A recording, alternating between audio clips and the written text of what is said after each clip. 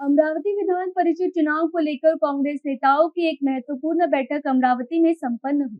बैठक में चुनावी रणनीति और विभिन्न राजनीतिक समीकरणों पर चर्चा की गई, लेकिन वंचित बहुजन आघाड़ी के समर्थन को लेकर फिलहाल कोई अंतिम निर्णय नहीं लिया गया है। कांग्रेस की चुनाव प्रभारी और वरिष्ठ नेता यशोमती ठाकुर की अध्यक्षता में आयोजित इस बैठक में अमरावती ग्रामीण कांग्रेस जिलाध्यक्ष बबलू देशमुख, पूर्व मंत्री सुनील देशमुख, पूर्व विधायक वीरेंद्र जगताप, विपक्ष के नेता विलास सिंह गोले सहित कांग्रेस के कई पदाधिकारी उपस्थित रहे। बैठक में कांग्रेस उम्मीदवार हर्षजीत देशमुख के चुनाव अभियान और आगामी रणनीति पर विस्तार से चर्चा की गई। वहीं वंचित बहुजन आघाड़ी के उम्मीदवार नीलेश विश्वकर्मा को समर्थन देने के मुद्दे पर भी विचार विमर्श हुआ, लेकिन इस संबंध में कोई ठोस निर्णय नहीं लिया गया। बैठक के बाद कांग्रेस जिलाध्यक्ष बबलू देशमुख ने बताया कि स्थानीय नेताओं द्वारा लिए गए निर्णय और सुझाव प्रदेश कांग्रेस अध्यक्ष हर्षवर्धन सपकाल को भेजे जाएंगे। अंतिम फैसला प्रदेश नेतृत्व द्वारा लिया जाएगा। उन्होंने स्पष्ट किया कि वंचित बहुजन आघाड़ी के उम्मीदवार नीलेश विश्वकर्मा को समर्थन देने के विषय में फिलहाल कोई निर्णय नहीं हुआ है और इस मुद्दे पर आगे चर्चा जारी रहेगी। अमरावती विधान परिषद चुनाव को लेकर कांग्रेस के भीतर लगातार बैठकों का दौर जारी है। ऐसे में अब सभी की निगाहें प्रदेश नेतृत्व के अंतिम निर्णय पर टिकी हुई है, जो चुनावी समीकरणों को प्रभावित कर सकता है। हर्षजीत देशमुख दवाखान्यात भरती आहे नागपूरला आणि त्याचा अजून आमच्या सर्व पीए लोकांना फोन आहे का मी उमेदवार आहोच, याच्यावरच आम्ही चर्चा केली।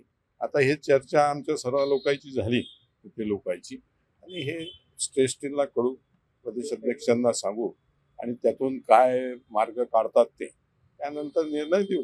नाही, स्थानिक नेत्यांचं मत श्रेष्ठींना सांगू, श्रेष्ठी जे निर्णय घेतील ते स्थानिक नेत्यांना मान्य। सर्व बाबतीत चर्चा झाली, ते चर्चा सर्व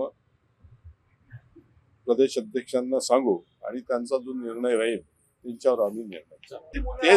तेच मी सांगितलं का सर्व चर्चा झाली, सर्व तऱ्हेच्या चर्चा झाल्या आणि त्या चर्चा करून आम्ही आता श्रेष्ठींना आज कळू। आम्ही श्रेष्ठी जे नेते निर्णय देतील, आज देतील, उद्या देतील, परवा देतील, तो निर्णय आम्ही। रोष तर असणार, रोष तर साहजिक आहे, कारण उमेदवार 5 तारखेपासून 6 तारखेपासून गेला तर डायरेक्ट आम्ही दवाखान्यातच पाहिलं त्याला, ते तुमच्या माध्यमातून पाहिलं आणि अजूनही त्यांचे फोन चालूच आहेत आमच्या पीए लोकांना का मी उमेदवार आहोत, मी येणारच आहोत, 2 दिवसानं माझी तब्येत व्यवस्थित झाली का येणार। अरे मी तेच सांगितलं तुम्हाला का सर्व नेते लोकांचे जिल्ह्यातल्या यशोमती ताई असो, सुनील भाऊ असो, मी असो, खासदार साहेब असो, वीरेंद्र भाऊ असो, विलास सिंगोले असो, या सर्वांच्या चर्चा झाल्या।